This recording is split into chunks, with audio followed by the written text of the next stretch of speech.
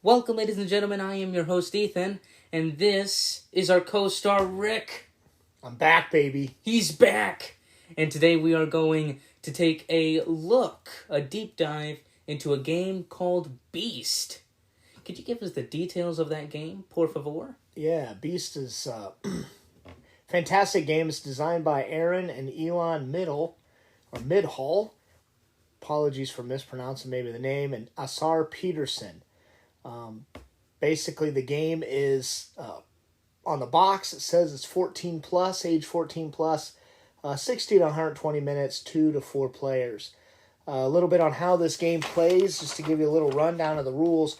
It is what we would call a one versus many game. So, one player is the beast, and all the remaining players are a group of hunters. So the theme of this game is these humans have moved into a certain island or area and have started to cultivate it, and as they've kind of stripped it down and taken over parts of the island, it's really destroyed this environment for these beasts, and now the beasts are fighting back, and they're starting to attack townsfolk and trying to destroy these towns, so the towns are hiring specialized hunters to track the beasts down.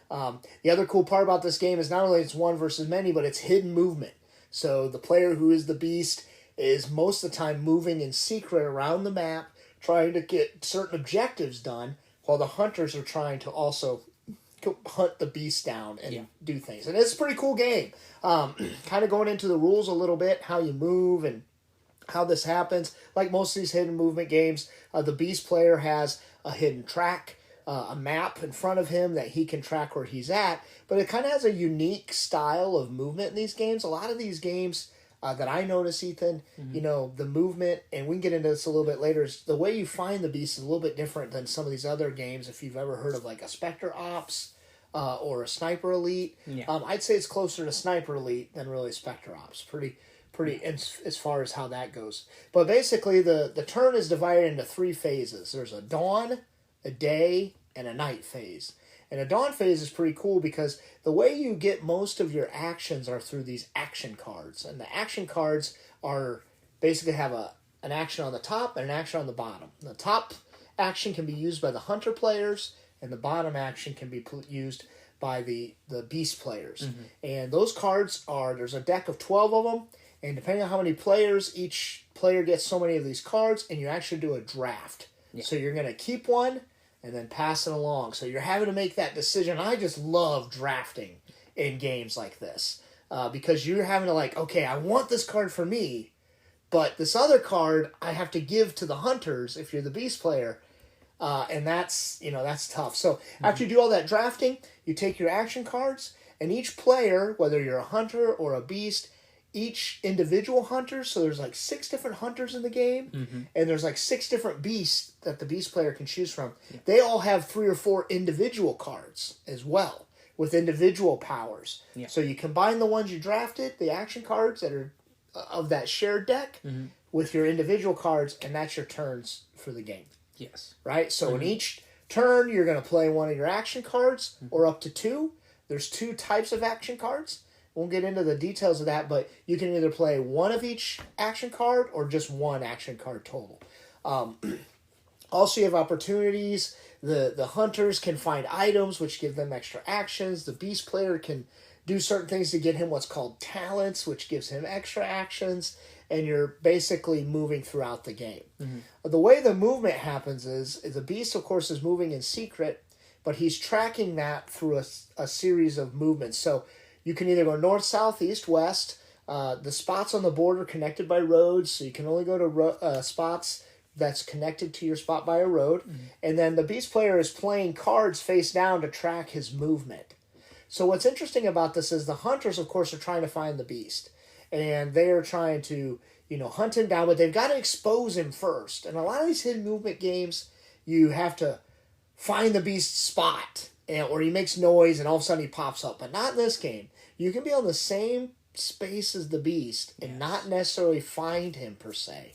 What happens is anytime you cross a spot where the beast has been on that card track, the beast player has to drop what's called what are those called? They're called a tracking token. Tracking token. So Yes. you basically can come across the beast's path, Yeah. which is fantastic. Because you're finding evidence of a trail. Yes, so if Just like an actual hunting experience. a trail, exactly. So if it was like 6 turns ago, you stumbled on his path, now you can start breaking out in different directions to see where the path goes if you can find it. Yes. And that helps you kind of find him a little bit. The hunters have opportunities to put up watchtowers, which lets them see the trail a little bit more. And there's a different variety of things. Usually the hunters win in one of 2 ways. They're either killing the beast, or they survive a certain amount of rounds, which are called days. Yes. And then at the end of the day, everybody plays their action cards. Eventually, if everybody passes, you go into the night phase, which refreshes, gives the opportunities for both sides to upgrade either their character or the beast. And then you start another dawn with a new draft and a new day, and you keep going. The way the kind of each scenario is set up is there's what's called a contract. So the contract lays out basically how to win. For the beast player, how to win, and for the hunters, how, they obviously always have to kill the beast or how long they have to last. The other thing you're going to decide is, depending on how many total players are in the game, there's 2 sides to the map. That's right. So for a 2 to 3 player game, you usually have 1 beast and 2 hunters. So either one player, if it's 2 players, 1 player is a beast, the other player is playing 2 hunters by himself, or the other 2 players are playing a hunter. However, if you play 4 players, you actually flip that map over, and it's bigger. The board's bigger, there's more spaces, because now there's 3 hunters, but there's also more spaces for the beast to hide into. I thought it was really unique that way. This contract also says how you win. There's cities on the map where these different folks can live in, and a lot of times the beast has to kill them or destroy them. However, there was the one that was really cool. It was set up as a scenario where these people shipwrecked, so they begin on one side of the map, and the hunter player's trying to drive them to one of the cities on the other side of the map. So the beast player's got to try and intercept them and stop. One thing I'll mention that I didn't mention before is each beast is unique. Different powers, different ways of attacking, different ways they interact with the map. But they also have kind of minions, basically. They call them summons. It's these things that they can call. So, for example, the one game we were playing, I was the wolf as a hidden, and I was the queen, wolf queen, and I was this giant wolf, but I also had 3 other wolves I could eventually summon onto the map to kind of attack you. Now, they're not hidden, and they can be hunted too, but they kind of help the beast player, run around a little bit. So basically, the beast player will have different objectives. It's either, go destroy a certain amount of nobles or civilians, chase them down. There was 4 different scenarios inside the box. A lot of variety, like we mentioned. But anyway, that's kind of how you play. And again, at the night phase, you get to upgrade your character a little bit. You get different money. Basically, it's money, right? The beast gets it for doing certain things. The hunters get it for doing certain things. And that's kind of how the game plays. Yeah, thanks for that summary. That was actually really good. I'm not going to lie to you. That was really good. Oh, thank you. Thank you. And talking about the uniqueness of the game, I mean, you've put out some very good points out there. For example, of the beasts. Actually, the beast Fangreer, I think that's his name. Yeah, is the beast wolf queen. Yeah, the beast queen, and she can, like you said, use her wolves and use that charge ability. And there's other beasts in the game as well, like we've mentioned before. 6 beasts, and they each have their own. It's the same style of game, but they all have their own, unique part. For example, there's one beast, I forgot their name, but what they do is basically drop out little exploding pores, right? Or something crazy like that. Little, it's like a bobcat. It looks like a giant kind of toad thing, but it can drop these pus beasts around, and they can eventually explode and act as moving bombs. Yeah. And that's cool. And that's cool, but it's a good decision for the beast, too, because to summon these characters, only certain cards as the beast player can you use it has like a summon icon on it. And that icon is either to move all your summons or your minions, basically, or to bring one onto the table. So you can't just waste those all the time. So it's a pretty good push and pull. Am I going to add more summons but not move any of the ones I've got? Or am I going to move the ones I have and have them attack? But it's pretty cool. Yeah, it is really cool. And, again, speaking about the beasts, there's some that are more straightforward, right? There's some beasts that are a little bit more simpler. for either new players or just existing players, but you just kind of want to chill a little bit. You don't want to plan a lot. And then there's other beasts that you do need to strategize a little bit more.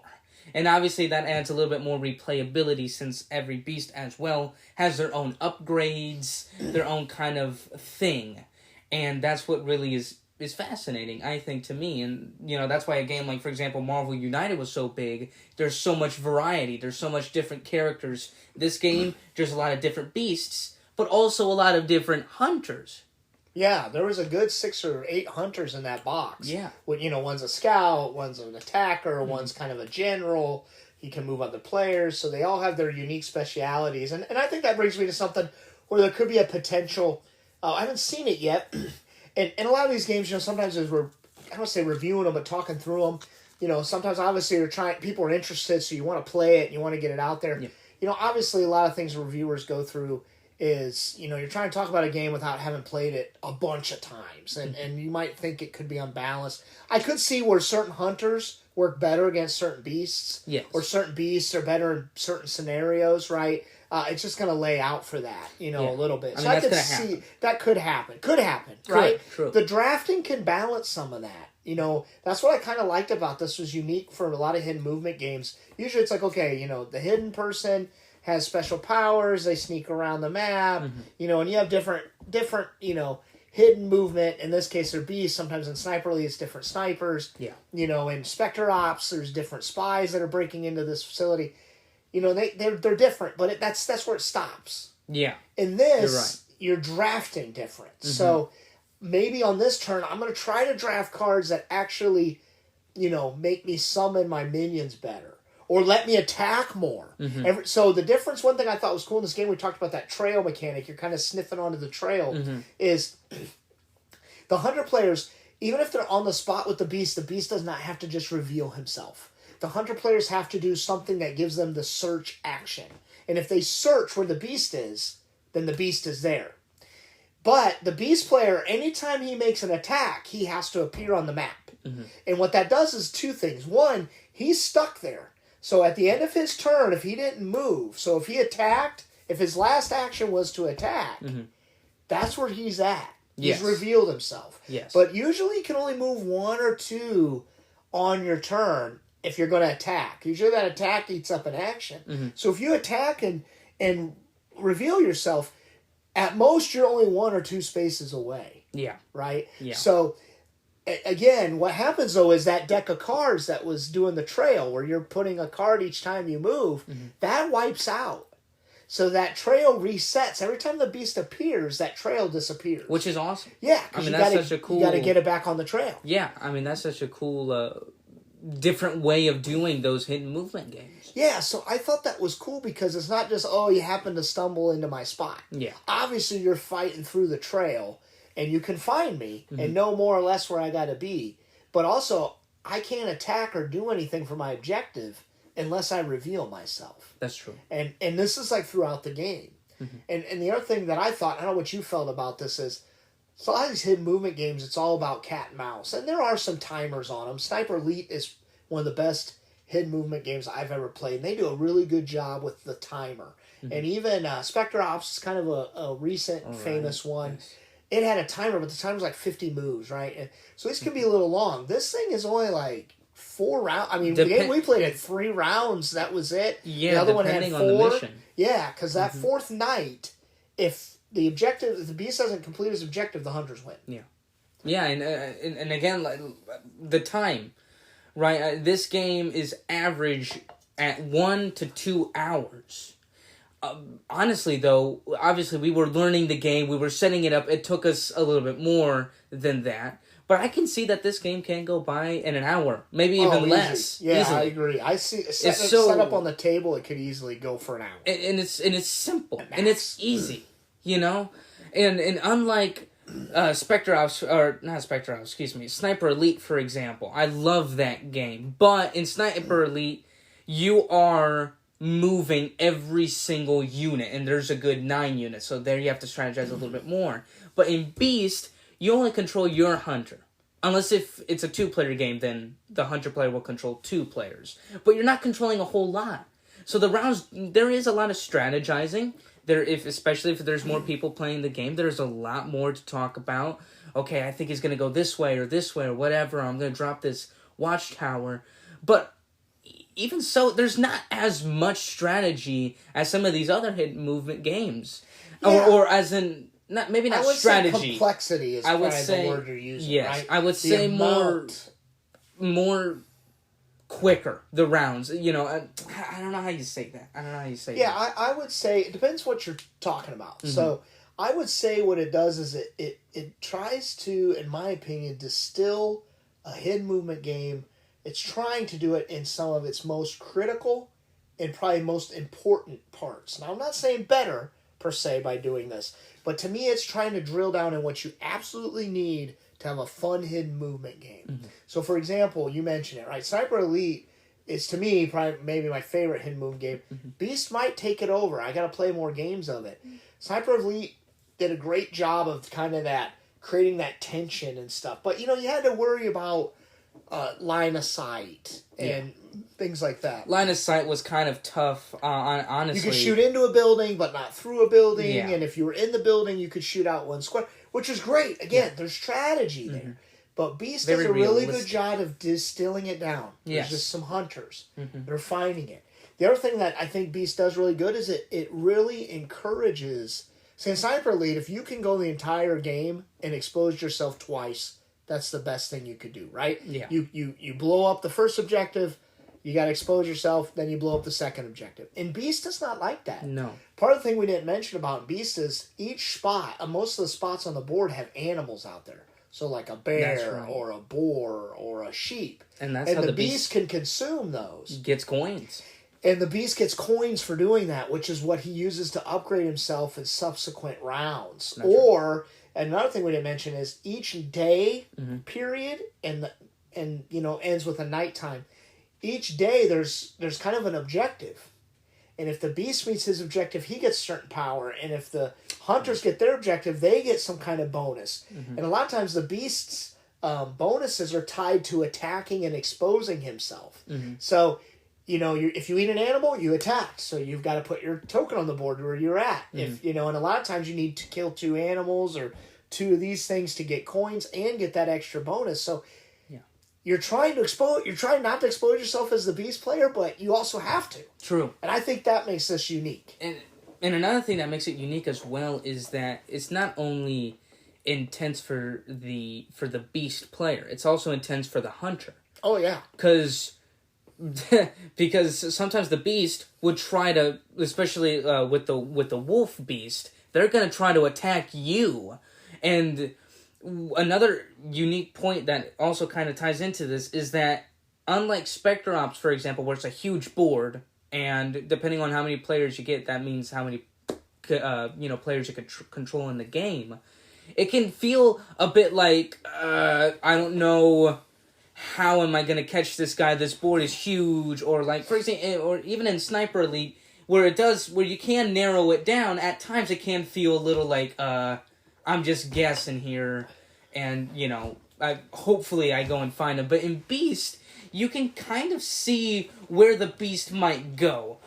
And there's some games where you might not. But you can find and track the Beast quick. It's quicker. And that's something that's really cool because you don't have to take half of the game finding the Beast. Now, it's just trying to get on the Beast location, try to stop them from, getting these things and so on and so forth. Because you can find that trail quite easily. The first time we played it, I found it easily. I didn't find you, but I found the trail and I could follow that easily. Unlike Spectre Ops or Sniper Elite, where it could take some more time. And some of that, I don't know which one's better yet. I want to play Beast some more. Part of that is like in Spectre Ops, another hidden movement game, which is very good. You have 4 different starting locations. In the Beast only starts in the middle of the map at the same location. Mm-hmm. So again, the different contracts though, the objectives can be a moving objective, it can be a set objective. So again, it's the hunters can kind of know where you started and can start coming after you. But it's that trail mechanic that's pretty cool. You're trying to track the trail down. The other thing we didn't talk about a little bit is some of the items that the hunters can get are called traps. Mm-hmm. And what's nice about those traps is On the board, each space has also got an environment type, so it might be a space like it has a pine tree on it, which represents woods, or it might have like a marsh, like a swamp space. So what the hunters can do with these traps is they can pick a zone. For example, in the 2 to 3 player game, there's only 2 zones.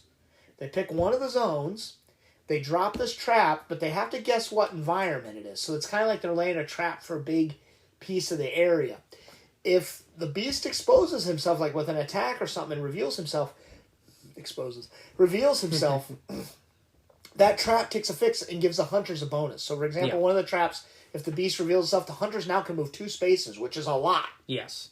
On the beast's turn, and kind of zero in on him. So, kind of another cool mechanic, to help the hunters a little bit. But I felt the balance was good. I mean, I won the one game. I don't know how you felt the balance was, but it came down to the last day. It did. And one of the last turns. It did. And as long as it does come down to the last turn, there's some games, not just hidden movement, but in general, where it's like, okay, if I'm beaten by 10 points or more, I'm not going to come back. There's no way I'm coming back. There's some games where it's like, okay, you're up 20, you can still make it close. Maybe not win, maybe you do win, but it's still close and tight. And this game does a very good job with that. And I personally thought it was pretty well balanced.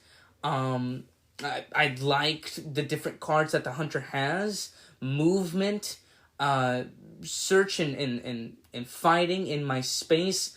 I like the uniqueness of the search. You can't just stumble upon the beast's space. I personally thought because you can only play 2 actions at maximum. 2 cards. Or 2 cards. And they can have more actions on them. Yes. But the 2 cards can have more actions. Usually, though, they have 1. Usually. So, you're playing at max about 2 or up to 4 actions, depending on which cards you play. But depending on the draft and how it goes, most of the time in the first game we played, I was getting a lot of, just 2 action turns. And basically, I had to move, and I thought, okay, maybe you're here, but instead of just stumbling upon it, you had to actually make sure you were there, unless if you revealed yourself. And that just, I don't know, I liked it. I just felt like, okay, now I have to basically do half of my turn just to make sure he's not in this space and see what happens. Yeah, and I think that some of that, in my opinion, and I played only the beast so far, but some of that can be taken care of with multiple plays. Like, now you know True. that, right? True. And that, to me, is part of it. Because as the beast, I had to reveal all the time. Like, if I wanted to... the first time we played in the first round, I purposely didn't get my objective for the bonus objective because I didn't want to reveal myself. So, again... I have to reveal to get powers, and if I don't, and it's harder for you to find me, but I also lose out on a lot of bonuses. Yes. So I think it's like that. Plus, there was a couple of times that, and that gets into the characters being really thematic, and I don't want to drag this out, but, you had one of your hunters was the seer, and I attacked you. Like, I caught your other hunter, and the seer's ability allowed you to use your card to escape, because, he's seeing the attack coming, and he's warning you ahead of time. But that was your search card, right? You had to you had to burn that card. So it was a trade out. Do I take the attack from the beast, or do I use the seer power to escape and not be able to search? And that's what you decided to do. So even with all that, you still got some hits on me. It took down to one of my second to last actions to finally win that first game, and I think now okay, I got to search. This is how searching's important. I got to make sure I know where that beast is at exactly, and then search and attack, right? Because once you search, if you find me, I'm revealed. Yeah. And I stay revealed until my turn. So if you have all your hunters lined up and that first hunter finds the beast and reveals him, the other hunters can just attack and kill it. That's true. I mean, it's truly a hidden movement. It is, and I like it. Yeah, I do like too. it. I mean, what's your opinion on the game? Let's go to that section. I loved it. I think setup's simple. Mm-hmm. I think it's easy to get into once you learn. I love the drafting mechanic of it. It's tight. Maybe it feels a little too tight sometimes on cards and actions, like you were saying. But I think those kind of games to me reward better plays, more plays. The more you play, you find out how to manage that tightness. I loved the minions piece of it. Not a lot of hidden movement games have a minion running around for you to help as the beast player. I love the different objectives, so it's not just, hey, I'm going to the same 3 spots on the board every time, or even 6 or 12. Sometimes the objective's moving. Mm-hmm. I just loved a lot of that, and I think there's something to be said. I mean, we play some very complex games, no doubt about it. I like the simplicity. I do. It's not a lot to coordinate, but it's got depth. Mm-hmm. It's like one of those easy to teach, hard to master. So, I mean, if I was to rate it on a scale of 1 to 6, I'd probably get a 5 or a 6 for me. I mean, I really, really enjoyed it a lot. I like hidden movement games. It's one of my favorites. Nice. And like you said, about the simplicity of the game, it's easy to learn. It's easy to teach as well. Pretty simple to teach. There's a little bit of things, but not as like Sniper Elite, where it's like, okay, if you're in the building, you line of sight and all that stuff. Beast is not like that. If you're in the location where you think the beast is at, play the seek and fight card, see if he's there. If he's not, go ahead and try to find the trail and keep on going. The game is very easy. Honestly, fast pace as well. It feels like every turn you're doing something meaningful. If that's moving other, your other hunters, or for the beast, moving those other wolves or, bombs or whatever. Every turn, every round is tight. It's suspenseful. It's fun. I really do enjoy it. And out of a 10, I would probably give this a 7. I don't think it's as good as Sniper Elite, but I mean, not saying that, not saying I don't like this game. This game is phenomenal. It's great. I think I just need to play it a couple of more times. And yeah. Yeah, if I was probably out of a 10, I'd probably give it an 8.5. An 8.5? I really enjoyed it. Mm-hmm. A 5 to me is kind of a mediocre game. A 6 or 7 is a game that I like. I'd play if somebody brought it out. Mm-hmm.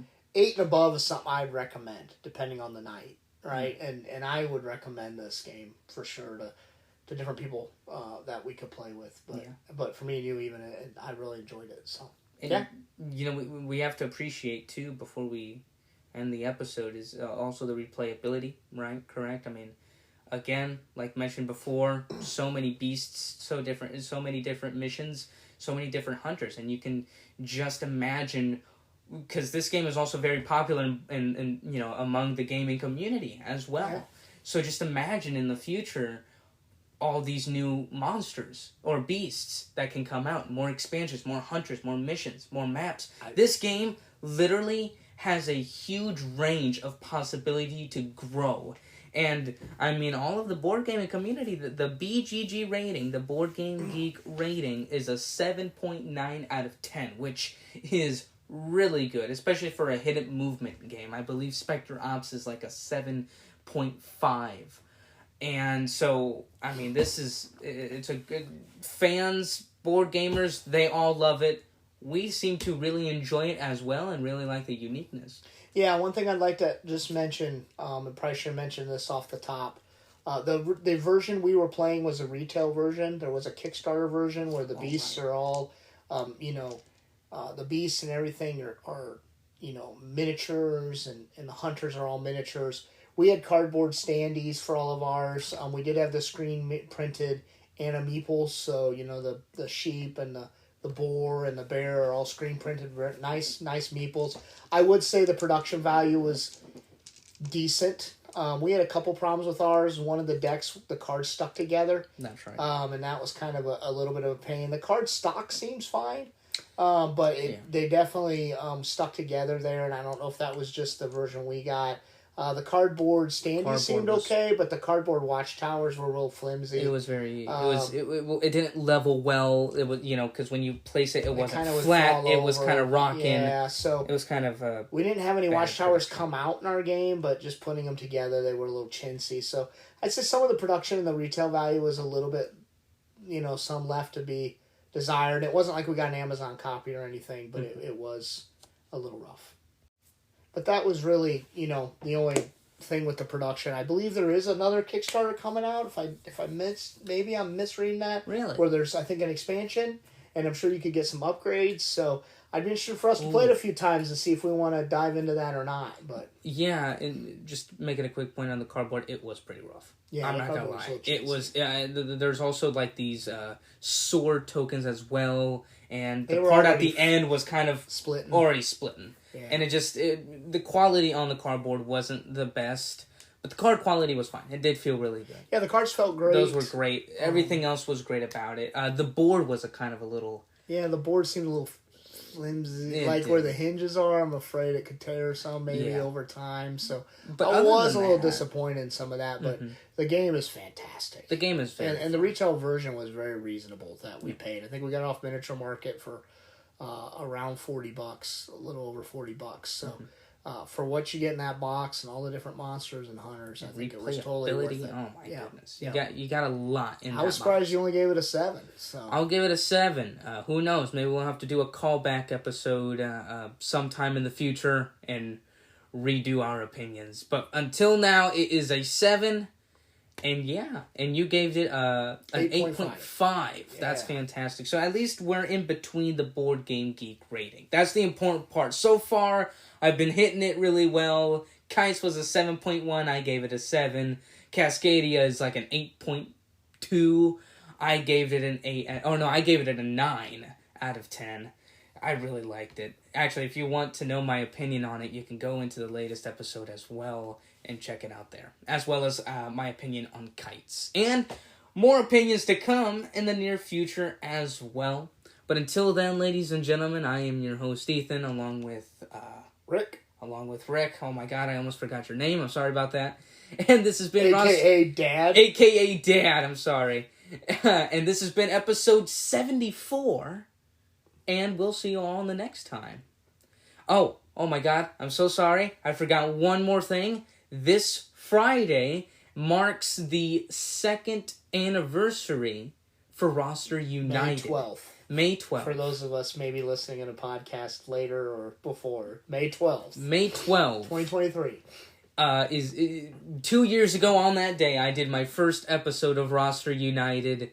And look at that, 2 years later, 74 episodes. A lot of people seem to enjoy the fun, dumb little things that I put out there.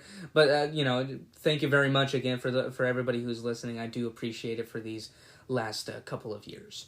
And hopefully a couple more years to come as well. But until then, I hope you have a fantastic day, evening, or night, wherever you're listening to. And I hope you have a fantastic day, evening, or night. See you all later. Good night.